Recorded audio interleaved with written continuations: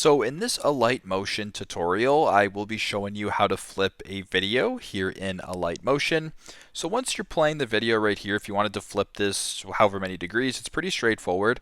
Select the video right here. Then when you're on this screen, I want you to go ahead and select Move and Transform. Then once you're here, there's a couple different ways you can do this. First and foremost, you can select this option right here, and you can actually just rotate it however you want. So if you want to rotate it this way, or if you want to flip it, completely, you can go ahead and do what you got to do this way. If you want to do a different method and you don't want to go ahead and do this one, it's pretty straightforward as well. I want you to press the video. I want you guys to go to the top right to where the three dots are right here. Then you can select, so if you want to flip it horizontally, you can. If you want to flip it vertically, you can. Upside down, you can go ahead and kind of play around with it this way in regards to flipping the actual video. So pretty simple, pretty straightforward. That is how to flip a video in Alight Motion. Thanks again for watching and hope this helps.